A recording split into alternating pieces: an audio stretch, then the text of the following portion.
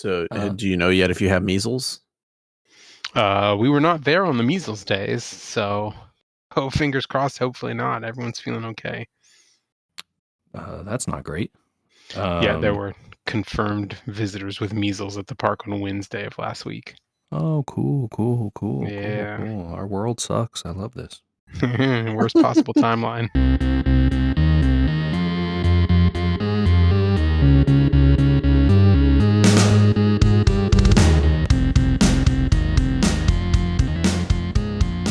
We Were Gamers, a podcast where Windows 11 tries desperately to screw us again. Everything in the world has gotten worse, JJ, since the penultimate processor. This is episode number 486. Oh, nice. 486, the classic processor. Back when CPUs were good? I mean, it's the last one.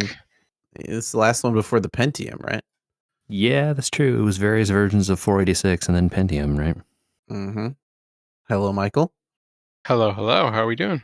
I don't have as many anecdotes about processors for you to chime in about, though I'm sure you know just as much. I just saw the episode number and I was like, man, simpler days when RAM prices weren't bazillion dollars. Yeah, I mean, it's been 100 episodes since we could make the 386 joke, so like we had to take the chance, right? Yeah. What is going on with RAM prices? I mean, they are skyrocketing. Is this a serious question? I don't know. Do you know? No, I wanted to chat about. We haven't done a component class in a while, and some people emailed about why we haven't done it is because who can afford it? Yeah, maybe the processors have come way down in price, and maybe even GPUs came down for a little while in price there. But like since then, I think GPUs are actually they're not in the affordable range anymore, but they're not in the overpriced scalped range like they were for a while. I guess they technically are MSRP, which is still too high. Yeah, exactly. Right, MSRP only $2,000. Wow, useful. Great. Thanks, guys. Mm-hmm. But I mean, the deal with RAM is the AI companies are just effing you every direction. They're ruining art. They're ruining every single thing. And now they're also ruining computer components because... Right, it's RAM and storage, right? Flash storage and RAM. It is now RAM. The thing supposedly happening in the future will be storage next. But, who knows, man? We're not there yet, but that's, Can't wait. Yeah, sure love to be priced out of the ability to do any kind of home computing locally. Wonderful. Yeah, because why don't we move all of it to the cloud? Yeah. Don't own anything. The real answer, though, is the people getting screwed most are people trying to build gaming PCs, right? Yes. Mm-hmm. And if you just want a PC for your house to go on the internet and stuff, they still make those for $700, Yeah. You're still okay. You can get a cheap laptop and be good to go. But people that want to do gaming are particularly owned in this current setup. Just getting squeezed. If you want top of the line new RAM, right? It's not going to happen. Even if you don't want top of the line RAM, you just want okay RAM. I think it has a lot to do with pipelines, right? The companies that make those laptops make their own RAM in pipelines that are not affected by this problem. No, that's actually, it's not even that, right? It's that so I didn't realize this. RAM is not even, it's not a monopoly, but it's not far from being a monopoly. There's only 4 or 5 companies in the entire world that make it. I think we talked about Micron, right? And how they're switching over to direct only to producers. And that's kind of what I'm talking about is Micron is still going to sell, none of those companies went out of business, right? Yeah, but they're only selling B2B, business to business, pivoting, right? Yeah. Right. And consumers are getting owned because the supply of stuff coming to consumers is going down and people are buying them up and jacking the prices through the roof. Yeah. It's a scarcity, false, almost not false, but it is a scarcity thing that people are cashing in on now too. Correct. And it is a supply and demand thing, but they are intentionally not supplying, right? Because it's there's a limited amount of supply and they're using that supply for other more profitable things that they could make, right? There's a like, what's the chart? I don't remember what the economics thing that this is called, but it's like, you can make 100 of this product and earn $1 on each one, or you can make 10 of this product and earn $1,000 on each one. It's Indigo in what's that game? The Captain game, Puerto Rico. Yeah. Like you can make 1 million of the cheap thing, or you can make 7 of the super expensive thing. My entire board is corn, but I make $5, and there's not enough ships. Or you could fill 1 Indigo spot on a ship. Yeah, exactly. And all the businesses have seen the like, but $1,000 for 10 of these, and are doing that now instead of making the 100, regular RAMs for you and me. That's effectively the issue. And they can't, and the difference is like laptop memory and things like that all still come out of the same pool, unfortunately. So the prices on those things will also increase over time, but they're not being squeezed as hard as, gamer memory, I guess. I don't know what the like right term to like, loose sticks of RAM, because that's the easiest supply for them to stop making and turn over into the other stuff, because they're making discrete RAM components. There's nothing else in there, right? They're selling that stuff to Crucial, or well, not Crucial anymore. All those other companies, it's just RAM on there. And those companies aren't, Acer and Dell and Apple and, these other big companies who have big contracts. So they can like, just turn down the knob over here and keep these other businesses happy by still selling them stuff, and then turn up the knob on the, business to business RAM only stuff. Right. And it sucks, dude. It's really funny though that the graphics cards are like insanely expensive, and yet like you could walk in and buy one, but everyone's saying how they still are in such high demand. It's kind of weird. Yeah, it's also that like the AI stuff now is starting to move so hard into like, we just need cards with more GPU memory than these NVIDIA cards have, right? Mm-hmm. And so you have to go buy the specialized AR cards that NVIDIA makes with 1 billion gigs of RAM on them or whatever, and you don't just go in and ask for a 5090 anymore, right? Yeah, I feel like Intel's making a big mistake here, not getting in on the RAM shortage, because they have all those. Remember that GN video about how they have all those factories just sitting around that they built that don't do anything now? Yeah, but I mean, that the issue is you can't just like make a RAM factory. It just, it doesn't work like that, right? Sure. It's billions of dollars to convert one of these factories, and then you have to secure the supply and all this stuff. It's a huge undertaking. I'm sure those RAM companies are spinning up new factories, though. They're just like, what if we could do both the 100 and the 10, right? Like, Yeah. Mm-hmm. But it's a long process, obviously. Just like with Intel, making new, or AMD or whoever making new CPUs, you don't just like snap your fingers and next year here's a whole new factory, right? Those factories are gigantic. Yeah. Well, speaking of supply, how many months did it take to find the supply for your broken parts of your car? 1 month and 1 week. That's took them 17 minutes to install all of it. To be fair, at least 3 of those days was me refusing to go get it on the weekend. Oh, okay. All right. They called me. I don't even like this car anymore. I don't want it. Well, they called me on Saturday morning, and we were out doing stuff, and we had stuff to do later that day. And then on Sunday, I was like, I don't want to deal with them. I'll come by on Monday since I have to be in that area anyway. And so that's what I did. So they get a pass on 3 days of the one week. 1 month is still too long to repair a car. It's too long. And even if you account, right, for, parts take 2 weeks because it's a big part. They're hard to find. They don't just have them on the shelf or whatever, right? I'm sure they don't just have subframes sitting around on shelves. Okay, fine. 2 weeks. I get it. To then get that, do something, and then call me back and be like, actually, it's another week and a half or 2 weeks. That is incompetence. That's incompetence.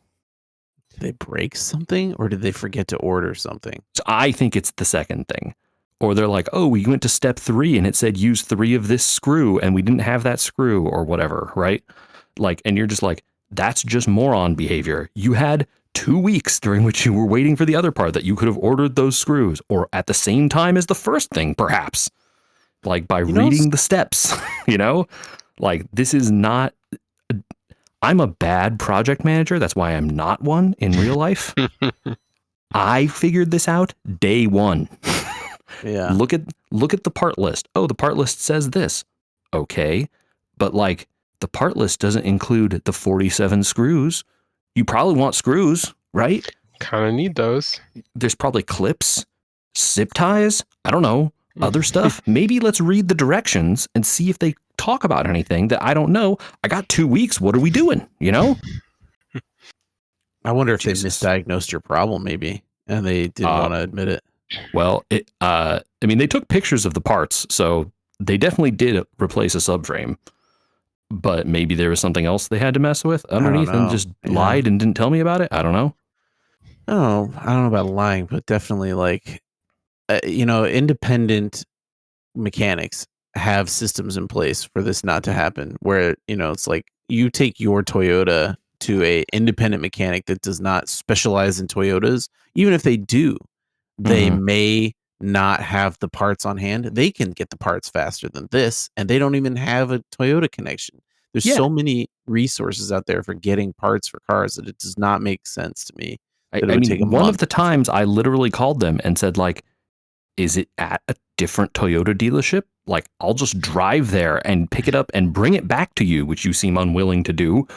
Like, I'll just go, I'll do it.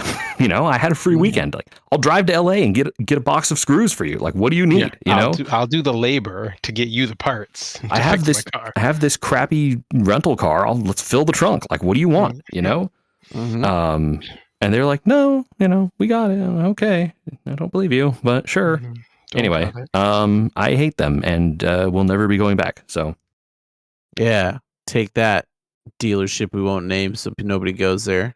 Toyota of Poway. I hate them, and they're horrible at their jobs, and their service advisor is a useless person.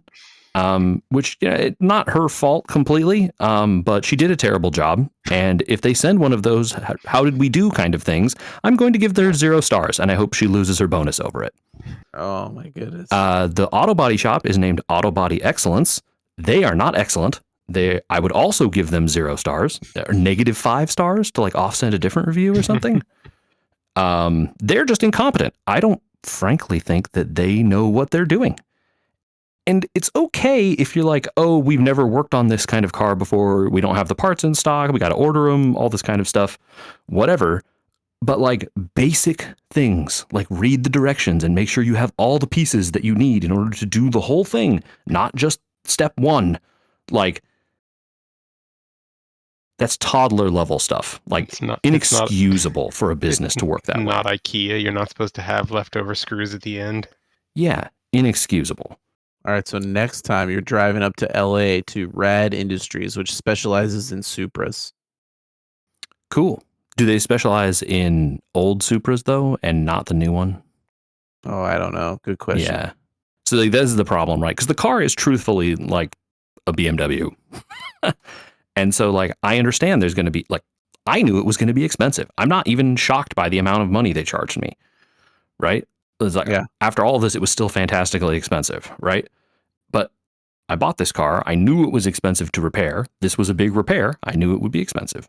Not a big concern, right? I wonder if taking it to BMW would have actually worked out, though. So I don't think so, only because, it's not a BMW. They can't work on like another company's cars, right? If you go to a BMW dealer with like a Toyota, they're not going to help you out, right?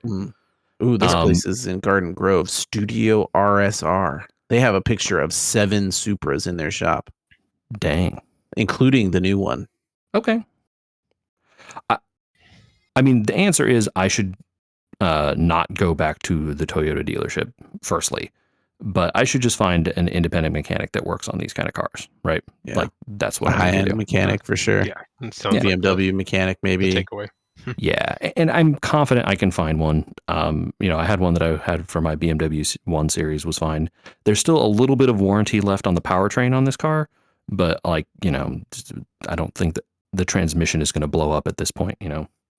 It's funny because independent mechanics is how I've started to drift as well. And while I appreciate their frugality, also sometimes the meticulousness at which they pour over the car in order to find more work is annoying. Yeah. I don't need those $2,000 shocks replaced if they're not damaging the car yet. Yeah, and there's also something to be said for the nice apps and stuff that the dealership has. It's they send me a PDF with all the work and pictures of screenshots of all the things that they did and stuff like that. And that's so nice. You're not getting that at a mechanic shop. There is a platform now for independent mechanics to do all that stuff, and it integrates with Carfax so that they keep your data updated also, service data. Oh, that's cool. Most independent mechanics worth anything use that software now. Okay. It's been a while since I've used one, so that is news to me. And that's cool. They're not the dirty garages they used to be. I wouldn't assume they were dirty garages, but yes, it is a, less analog world, I suppose. Mm-hmm, mm-hmm. Speaking of delving into dirty garages, how is your dungeon delving going in Hollow Knight there, Michael? It's been good. So this will have meaning to JJ, but not necessarily to you, Andy. JJ, I just got locked. Wait, did Andy never play this game? I have not. He has not. No. Goodness. I just got locked into the City of Tears. Oh, it doesn't sound good. It's not as bad as it sounds there, honestly. It's just one of those sections where you progress and the door closes behind you and you realize that, I guess I'm finding another way out of this. Which, let me go ahead and tell you, there are multiple ways out of the Cities of Tears, so you're fine. Really. I'm sure there are, as there are multiple ways out of every biome so far in the game. Plus, there's some good stuff in there that you want. So I found the smith, which I knew was going to be somewhere in the game, and I have been eagerly hunting for. So my nail is a little bit stronger now. Huge upgrade. Yeah. I forget how many there are in the first game. So I got the first one, and I had found a piece, a rare material, that will let me get another upgrade once I have the cash for it. So at least 2. Okay. I don't think... Well, you're not far enough. There's other materials you need eventually.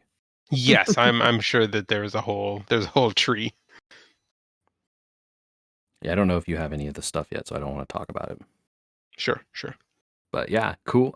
That nail upgrade helps.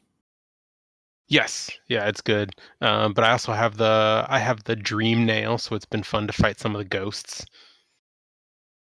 Okay, so you gotten that. Have you done the ghost bosses? Is that what you're talking about? The ones where you beat them and you get a bunch of essence? Yes, yeah. So they, the tombs that are scattered around. Now you can inspect them with the dream nail and trigger a boss fight. Yeah, some of those are tough, man. Yeah, so I've done 4 of them now, maybe 5 of them, and I've cleared most of the ones that I've done. One of them I realized I'm just spec'd wrong for this fight because I don't have the time to heal in between his attacks, so I'm just going to have to come back. Yeah, some of the dream Can you stuff. change your spec? Sorry, go ahead. So there's a loadout of what do they call them? They're charms. Charms. Thank you. You can carry up to a certain number of charm slots. Okay.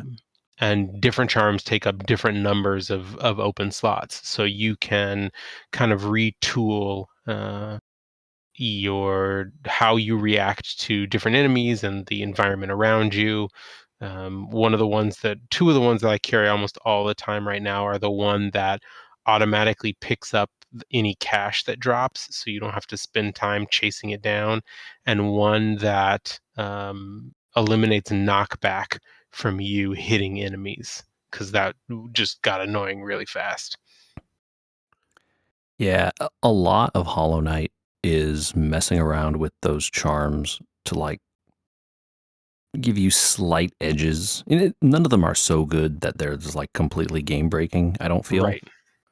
And eventually at some point you're just going to be like, well, I got this one that's like really good, but like at some other points you're just like, well, I don't need this specific thing anymore. I don't know which ones you have, so I don't want to like. So you have to kind of like leave and come back in order to respec? Is that how that? Yeah, so there are benches scattered throughout the world, and the benches let you rest, and you can only re-equip charms at a bench. Okay. The benches also full heal you and respawn all the enemies. Yes. Much like the other games in this genre, for sure. Yeah. But it's definitely a like, okay, there's usually a bench that's not that far away from every boss. Yes. The issue is some of the dream bosses are not close to stuff. That is true. The one that I have to come back to at least is close to a bench. So I could go back and respec myself. But That's I good. just haven't done it yet. So yeah, Andy, there's a move where you gain soul energy by connecting with your sword with enemies, and you can use that energy in various ways, one of which is to heal your life points. But this one particular boss, the attack pattern is so fast, the heal move is a little bit slow, at least by default, and the pattern is fast enough that you don't have the time to stand still and heal before you would get hit again. So I would need to do something like respec to a charm that makes me take less damage. Oh, crazy. Yeah. So you would just how many times do you think you've had to run back and respec to take down a boss? That one would probably be the first one so far. The ones that I've fought and beaten up to this point has mostly just been learning the pattern or the timing Okay. to dodge and get in your attacks and then not get hit, and just sort of the Metroidvania loop, right? I don't Sure. remember what Hallmark of boss number fights. it gets to, like when you fully max it out, but the total number of charms you're talking about is not that many, even by the very end of the game. Like it's like less than 6 or something. So you're just kind of like, and the total number of them is huge. There's like 50 or some gigantic amount. It's a big pool, yep. But you can only have a set number of them at any one time. So it's not a big deal to like sit down and tinker with 1 or 2 or 3. Mm. You were also saying something, JJ, about the dream stuff. I don't know if it was a. Yeah, so the boss he's talking about is a dream boss. Like he uses the dream nail to access it, right? Right. A lot of those bosses are not necessarily meant for you to fight the first time you get there, I would say. Yes, I definitely got that sense. A lot of the dream stuff is for later in the game. If you have the nail already, though, you should be able to access the guy who gave it to you. You could go back there. Yes. And if you keep collecting the essence and going back to him, there's stuff you can do. Yep. So I just got him to open the special door to the graveyard with all the other spirits. Cool. So yeah, that's where I found the rare upgrade material for the sword, right? Yeah. Okay. There's one hiding in there. Yeah. So you're definitely making it through and getting into stuff. Kind of wild you did that much without having gone to City of Tears. Yeah, I was just sort of I wandered into that dream area sort of by accident.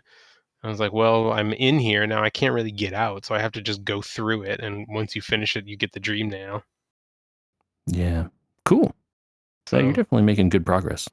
Yeah, it's still a lot of fun. Like I can see why so many people are such rabid fans of it, and why it has gone on to inspire so many games since it came out.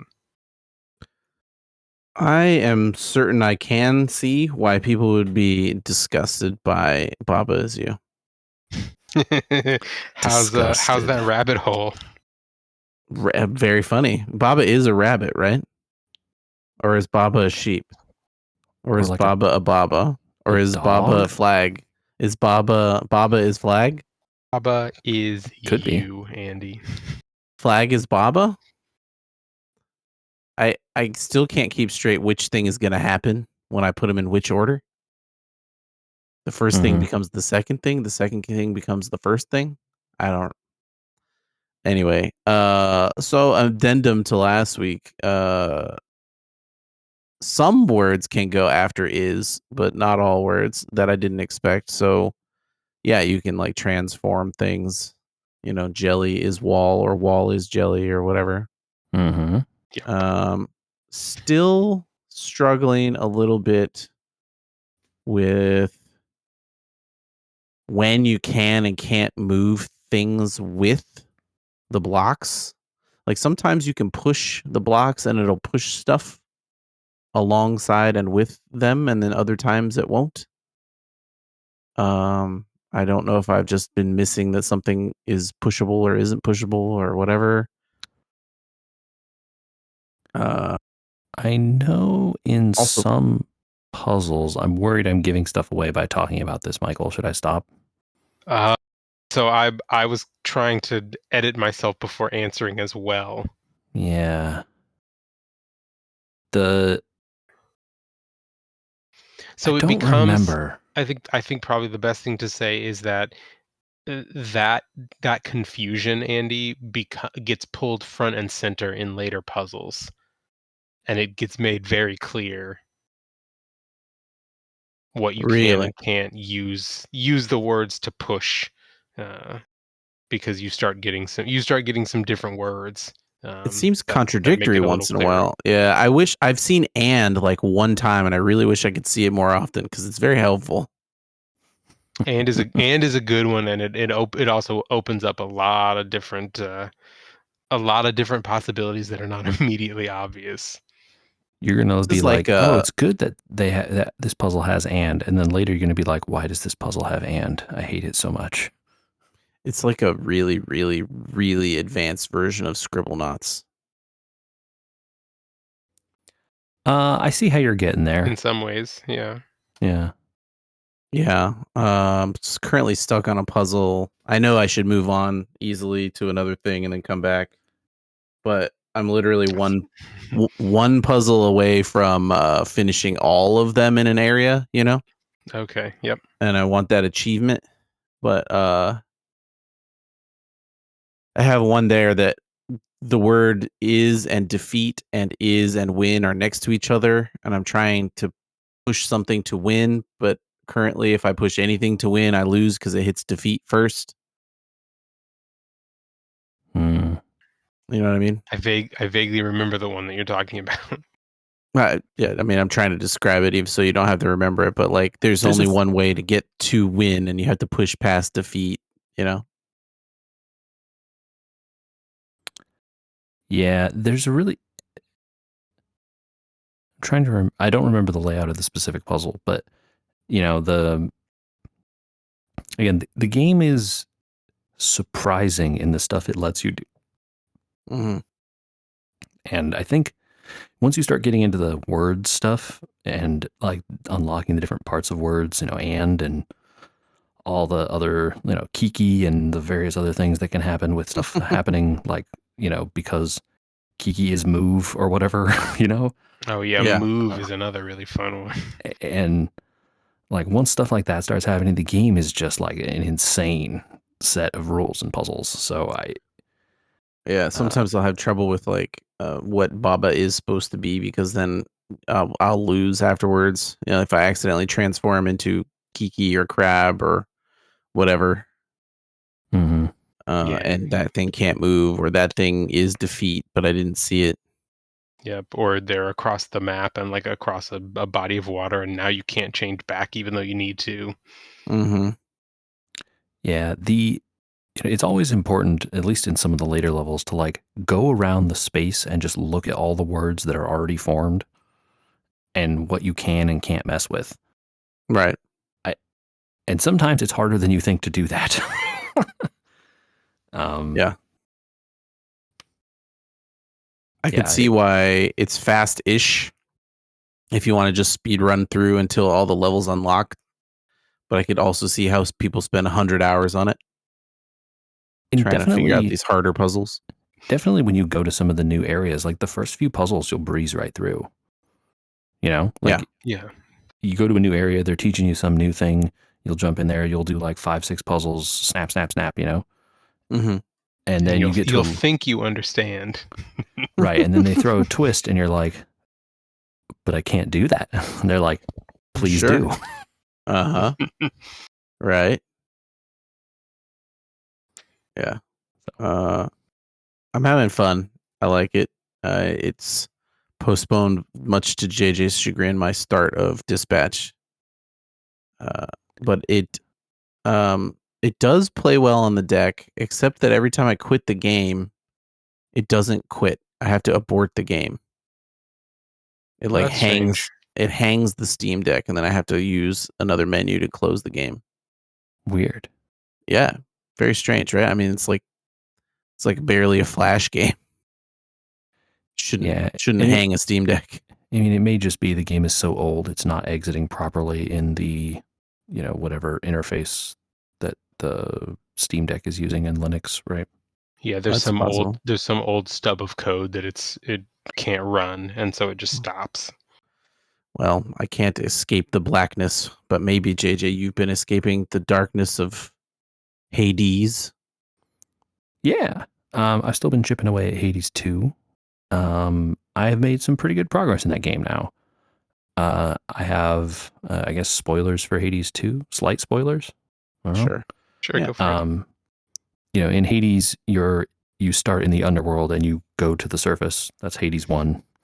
Okay. In Hades 2, you start in the in between, so neither the surface nor the underworld, and they give you a task to go to the underworld, all the way down to where Hades is or was, and then a separate task later to go up to the top of Mount Olympus. Oh, okay, so you got to fight your way in both directions for this one. Yeah, there's stuff going on both ways, right?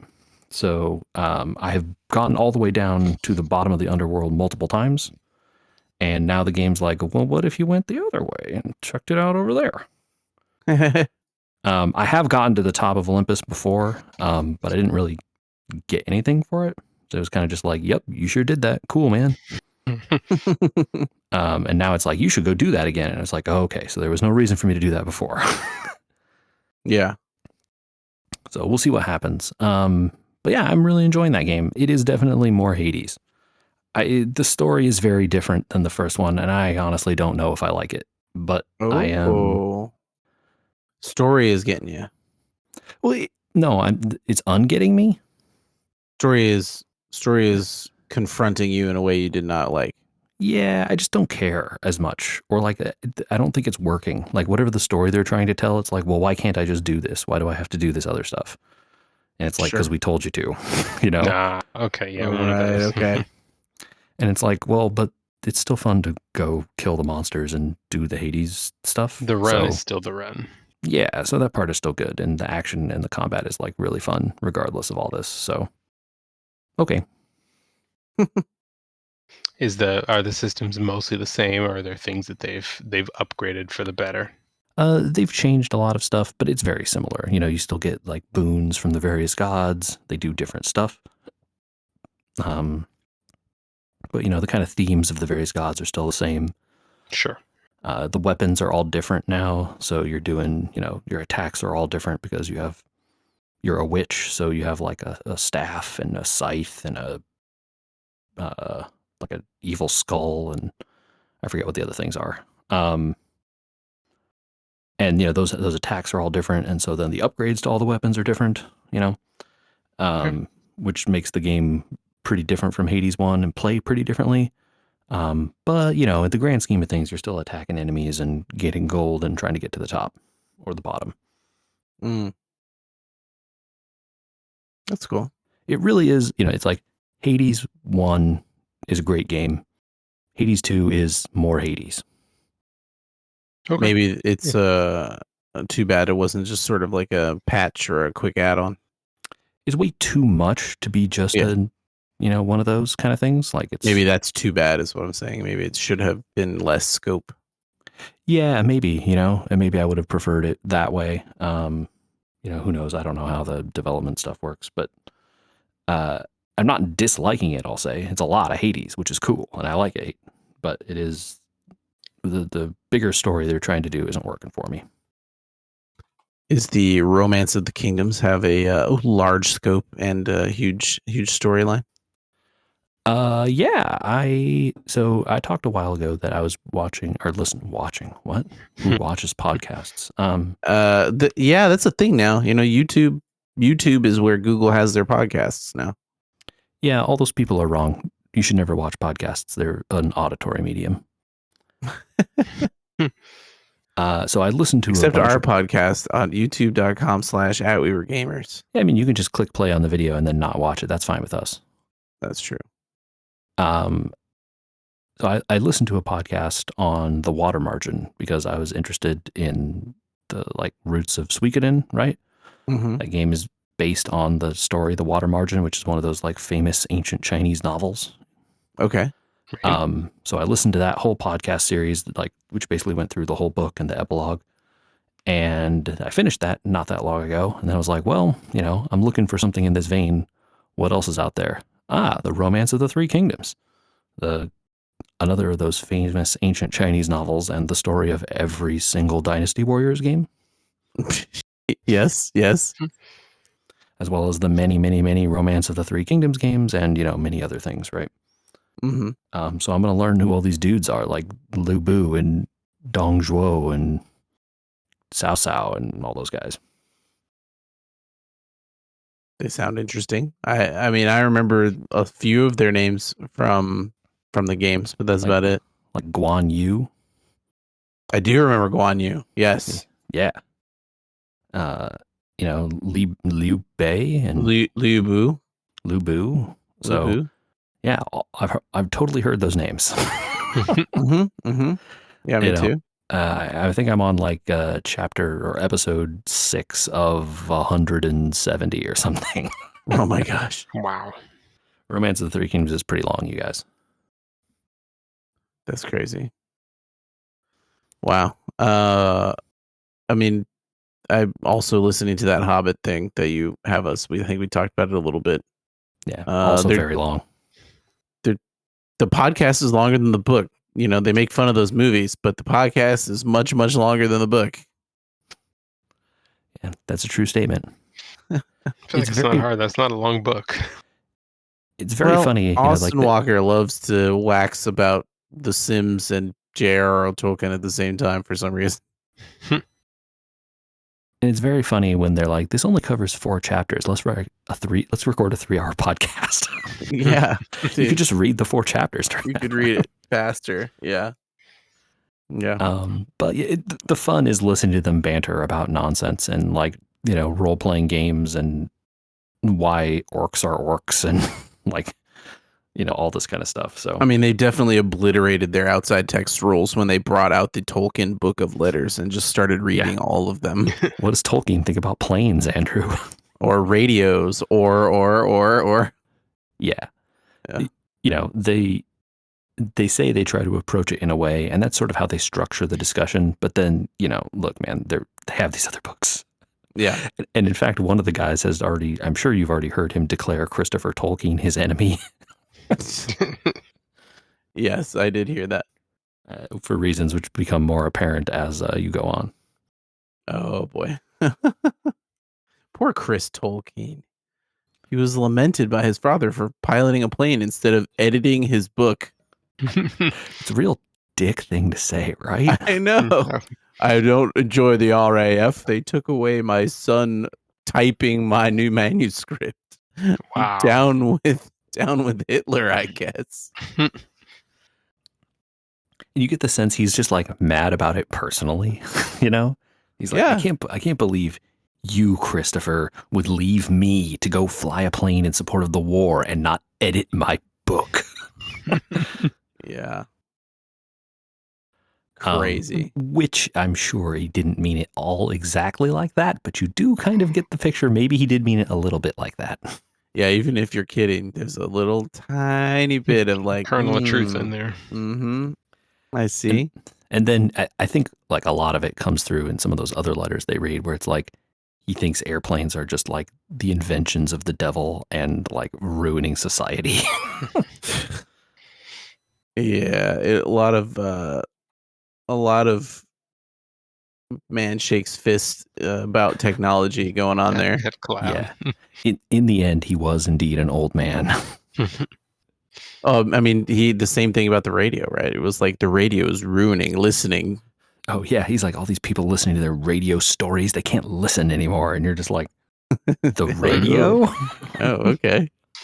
The shades of a kid's attention spans are shorter than ever. It's like, oh boy, I'm seeing the it's okay just grandma the same meme. forever. It really is. Everything is the same every time, right? It's just the same forever.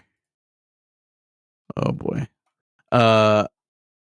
Speaking of the same forever, JJ, how many hours did you feel like you were asking yourself, I don't know why I'm tamping down this DG, like he said? Thought came up more often than you would think. So on your advice, you're like, oh, you got to get one of those hand tampers and go like, pound it down so that you're good and flat. Tamp down that DG so it doesn't wash away. Which we did do. Boy, that's a lot of work. You don't feel like you're tired until you stop. And then you're like, I'm never starting again. My arms are going to fall off. Yes. I very nearly gave myself a blister on one of my hands. Oh, yeah. Because you're moving the thing up and down and you don't realize it. Yep. Wearing the skin off your hand. And I was wearing gloves. So it was bad. And yeah, but we made good progress. I think, it's not like perfectly flat, but it doesn't really need to be because it's not like we're not trying to level a thing. We're not trying to put pavers on top of it or anything. So we're kind of cool. But yeah, it's good. I took your advice. It is, way more compacted down than it was. So it's definitely like, I don't know, solid. Like it's not like sand anymore, right? If you step on it, you're kind of stepping on it. You're not really like stepping into it. Right. That's how it should be. It should feel solid underneath you. Yeah. With a like slight gravelly texture at the top. Yeah, because there's still little rocks on there, but it's pretty solid. So that's good. But we just have to finish now because there's like still, we need more. I just don't have enough. Oh boy. But, can wait till we have a free weekend here, another couple weeks or something. So well, it's going to rain in a couple days up here. So I think as of this recording, I think tomorrow is supposed to be like 80 or something down here. 90, buddy. 90 where we're at. Can you believe that? I mean, yeah, because it's super hot by you all the time. Yeah, well, wind also, I guess. Santa Ana's again, yeah. Oh, yeah, not helping. Nope. Man. Speaking of, by the way, this topic came up, the topic of the weather. A lot of the United States is in the middle of a historic cold freeze. People talk about California being really expensive. This is why. This is why it's really expensive. It's like, man, it's so expensive to live in California. I'm going to go XYZ place. Well, sometimes it's -5 there, and it is never -5 in Southern California. I had a friend in town over the weekend from Minnesota who was commenting on the fact that it was 90 degrees warmer here than it was there. It's not that way in some of the places, first of all, that are having the cold snap. That this is true. Some of these people are actually sincerely struggling to deal with the cold snap because they've never experienced negative temperatures before ever. Yeah, it's a big, wide, places that aren't normally that cold are that cold, and for a long period this time. There are places in the world that are nice, like California, that do not have freezing temperatures most of the time. Agreed. I'm just saying. Also, I wish we could. They get call it a more sunshine tax for a reason. We need more snow, like really, really badly. Yes, this is true. Yeah, the big rains have not materialized into snow in our local mountains, have they? Or what was there has already melted because it's 95 degrees. Yep. And it's not supposed to be melted now. It's supposed to be melted 4 months from now. And if we don't get another freeze and snow, it's going to be a real dry situation coming up. Not fun. I'm looking forward to that. Not again. I think Mammoth still has a bunch of snow in that area, and the Sierras probably still has a bunch of snow. This is not getting as warm there, but places like Big Bear or even further south, altitude mountains as they would be, yeah, that should be holding some snow at this point are not holding any. Zero. Yeah. Mammoth is so big and so high up at that point, like it should be just like that place will be open till July this year. Probably. We'll see how long, the rainy season goes, but yeah, but the snowpack is under 60% of what it should be. And that's not good. Nope. No, sir. I don't want to end on a sour note. So instead, we're going to talk about our amazing friend of the podcast, Anno Hideaki. Okay. Do you remember who that is, Michael? I know JJ. You're going to have to remind me. Director of Evangelion. That's right. Yes. I watched his live action film Shin Godzilla. Oh, yeah. I hear it's very good. I thought Godzilla -1 was good, and Shin Godzilla was not some other people's bag, I think, because of how it is. But as I watched it, I was like, oh my God, he did it. He made Ava in real life. Okay. If he came out tomorrow and said he's making live action Ava, we would all need to go see it because it would be amazing. The movie is not incoherent in the way that Ava is incoherent, right? In disjointed, I guess is a better word. Mm-hmm. Ava is often disjointed. What surprised me most, and I don't know if you want spoilers that are not story related, I guess, but structure related. I'm not planning to watch it, so yeah, you could spoil me. But I don't know. What about Michael? No, go ahead. Do you remember? I tried to make this example to somebody else, but they hadn't seen Cloverfield and how it was like we're going to show the streets version of everything. Yeah. I've seen Cloverfield. It's going to be the real reaction to a monster invasion, kind of like that,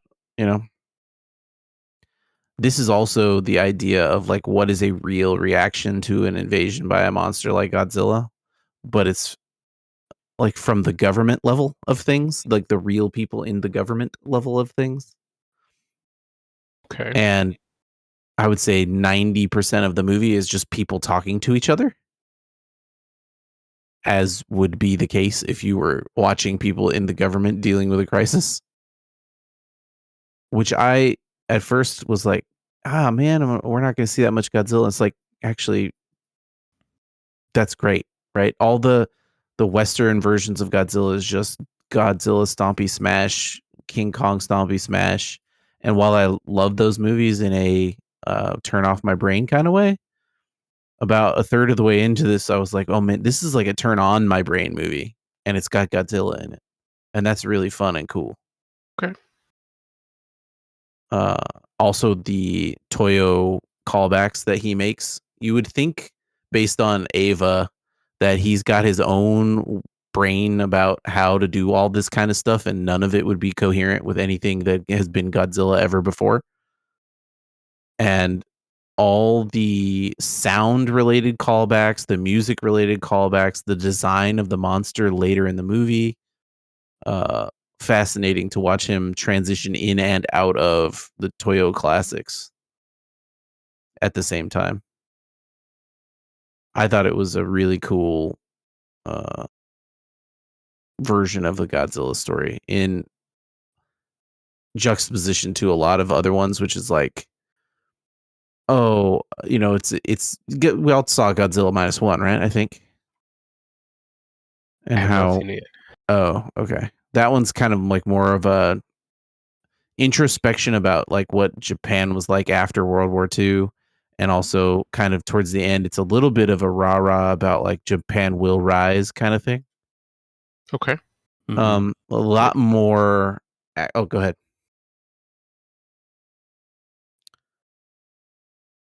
A lot more action movie than thought piece, but still good. This was a lot more focused on the how do we as a people react to this stuff now kind of thing, and also like how was it related to ourselves history wise and the world. There's a lot of thinking about how the US would be involved, which is hilarious to me because we just get owned at every turn. I'm curious, Andy, do you like it more than Godzilla -1? Or it's just a different thing and you're appreciating it for that? I sincerely appreciate that it is different and very different. I like them both separately, I think, for different reasons. I think Godzilla -1 is like the best version of the monster movie. The like, oh my gosh, she's destroying everything and we need a hero or a couple heroes to really rise up and save us, right? Okay. Yep. Mm-hmm. And while there are a few hero characters in this movie, they don't run out and fight Godzilla, right? They're like hero characters for keeping the government response on track. Okay. I mean, he's making a very different movie here. Right? He made a completely different movie and like backdropped Godzilla into it. And it's fascinating coming from the guy that made Ava, right? Where it's like big stompy monster time. It's funny, people so much remember the big stompy Evangelions out of Ava and like the weird monsters and stuff, but there's like a fair amount of that show that has nothing to do with any of that either, right? Yeah, but that's the part I was talking about earlier, where it's like this. He gets into the abstract and the metaphysics and the, and the characters that are kind of either wacky or depressed or, like really into the deep thoughts of all these characters. And here he just did not get distracted by any of that at all. It was fascinating. Okay. Yeah, cool. Like I said, I've heard the I don't know, the fandom, quote unquote, around that movie is like very split. Some people really like it and some people really hate it. I'm guessing the people that hate it mostly are in the like, this isn't a Godzilla movie camp. I think a lot of people that don't know who directed it probably don't like it either. Right? Like, yeah. If you knew that it was Anno, you would be like, oh, I get a lot of this. I get why they're all talking so fast. I get the close-ups on these characters who are saying things out loud that we already have figured out, but they're, you know what I mean? Like, very much the style that he used in Evangelion, where sometimes, oh yeah, like the very the close-ups to people that are sweating while they're thinking about a problem. All over this movie. It's the same stuff he directed before, right? Like the same shots. He makes the same shots, but with real people, which was pretty cool. There's a lot of like, oh my god, that looks straight out of an anime style setups to a lot of like the way people stand or things like that. There's a scene with like 1,000 tanks all shooting at Godzilla's legs, and I was like, this is straight out of Ava, like the tanks on the hillside scenes. The tanks on the hillsides, exactly the same. Yes. Yeah. Anime is all cinematography and no filming, right? Yep. Yeah. Very, very cool. to see cross genre like that. Yeah, I just want to throw it out on a good note. Yeah, cool. I keep meaning to like go back and watch it, and I just never find the time. I wouldn't, necessarily say you need to run and watch it, but I would say I think knowing how you feel about Anno, you won't be disappointed. Yeah, I mean, I haven't been running, clearly, right? So, well, if people have thoughts on Hades or Shin Godzilla or Hollow Knight, they can send those to podcast@weweregamers.com. You can also get at us on Facebook or Blue Sky at We Were Gamers on both of those places. And go check out our YouTube channel, youtube.com/@weweregamers. Episode 487, we move into the 1 gigahertz era, I think, right? yeah, What was played the at speed 1 of the first gigahertz Pentium? speed. Oh, Yeah. it's like way slower than that, like a couple hundred megahertz, I think. Probably right. The original Pentium, 126 MIPS, 75 megahertz. 75 megahertz, not even 100. Yeah, not even 100. Very funny. But RIP the 486. I'm pretty sure you can emulate 486s pretty good now, though, which is interesting. You could probably emulate a 486 on iPhone. Probably. I don't know. An iPhone's not a good example anymore. It's too powerful. Yeah, you'd have to put limiters, to keep it from going too fast. Yeah. You'd need like a Anbernic pocket emulator or something with lower power for sure.